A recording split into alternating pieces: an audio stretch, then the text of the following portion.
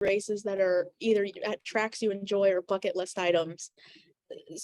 So is there a balance between your competitive nature and also just trying to have fun and maybe learn something to help the organization? Yeah, I really do find that I'm thinking more about what's best for the company than what's best for me as the racer, especially coming back to NASCAR.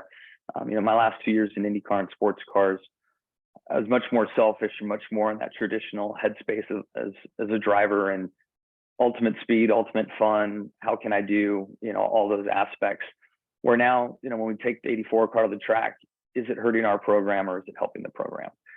And if so, in which ways? When you think about crew personnel and inventory of parts and pieces, that's one conversation. Notoriety, popularity, sponsorship dollars, all those other aspects are another conversation. So, we're always weighing the pros and cons out, and here before long, we'll start thinking about 24 and what races make sense for me. And then I honestly feel like getting through this weekend is going to be a big step in me deciding. We chose a lot of road course races for me in 23, trying to help Legacy Motor Club get better on road courses. And we feel like we've seen some gains from that, especially the time I've been able to spend with Noah and Erik, going to the sim, going to a driving school, driving some other cars, and really just kind of spending time together and honing that craft. This will be my first proper oval. And depending on how that experience goes, I think will give us a better place to decide from looking at 24. And then real quick, I just want to ask, how different is that to be thinking again, big picture, than your competitiveness of, again, when you were here for so long, it was all about winning races and winning championships? Yeah, it's different. I'm evolving mentally, maybe a little quicker than I give myself credit for, would have thought of. I guess I'm probably 6 months in a sense into this new role. And in 6 months' time, I've been able to really transition into this, the thought process that I'm in now versus that selfish driver. Thanks, Jimmie. Yep. All right. Our next question will go to Reed Spencer. Go ahead, Reed. Yeah. Hi, Jimmie.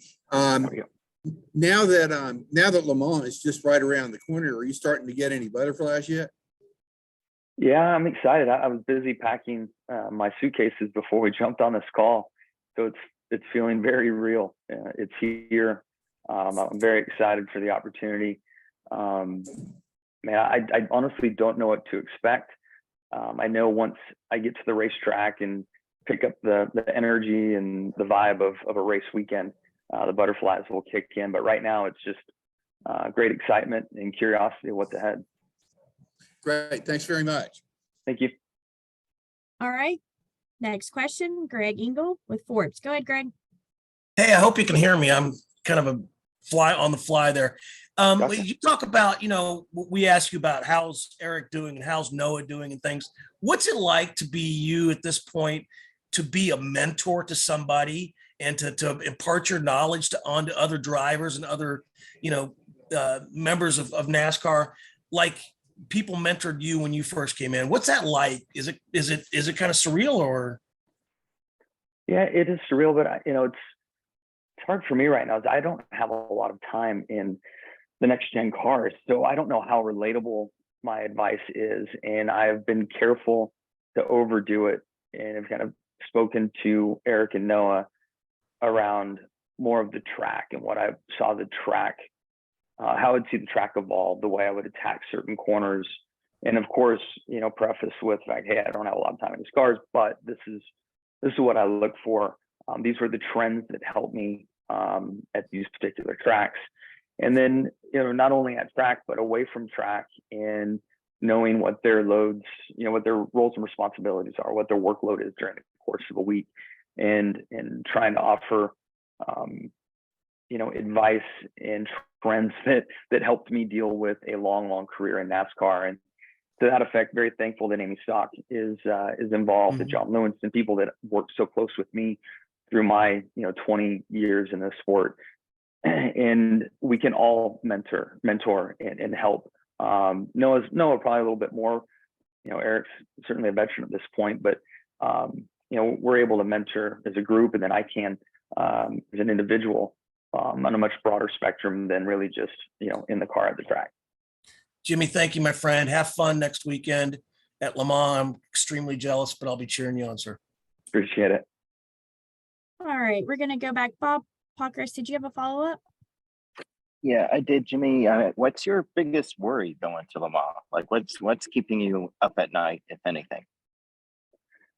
For me, I am concerned about the top division surprising me in the car somewhere in one of these corners. All the sports car racing I've done to date, I have been in the fastest car.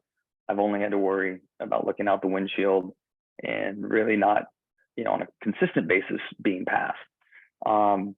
In the GT category, plus, you look at us in our Garage 56 category, our car is going to create a lot of its lap time on the straightaways. We lack in the corners. So I'm nervous about traffic in general. I'm nervous about one of these prototypes going up unexpected as I'm committing to a corner and I'm not sure they're going to be there and they shoot for a gap that's closing. So, my fears really are about awareness of mirrors and getting a true understanding of where we're vulnerable, how quickly these cars approach. Then you have the night elements. And from what I understand, the prototype headlights are so bright, and really all the cars have such bright lights because there's very little track light that you don't have a great sense of depth when a car's approaching you because their lights are so bright. So it's kind of all in that traffic phase, certainly at night in traffic. And I'm eager to get there and get a sense of, and then they have some night running. And within that, I can get a much better idea as well and work through that. And I know it's still a couple of weeks away, but do you have any sense of, like, are you looking forward to it? Like, where does it compare to going into the Daytona 500, the Indy 500, going into like trying to win a 7th title? Like, do you have any sense of where it sits? It feels really special. I mean, my thoughts really have been on this weekend. We've got a 600-mile race here in Charlotte and Club Wyndham on board, and extremely excited about that relationship and hopeful to have a good running. Run a top 10, top 15 would be an awesome goal for us in the 600. And so I've largely been focused there.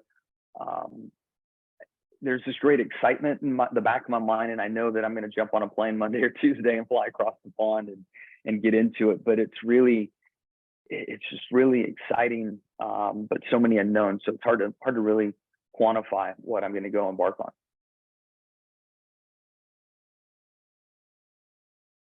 All right, and Steve Reed, did you have a follow-up? This is Harrison Burton, driver the number 21. Make sure to hit that subscribe button. Also, check out one of these two videos beside me. Visit frontstretch.com for more racing content.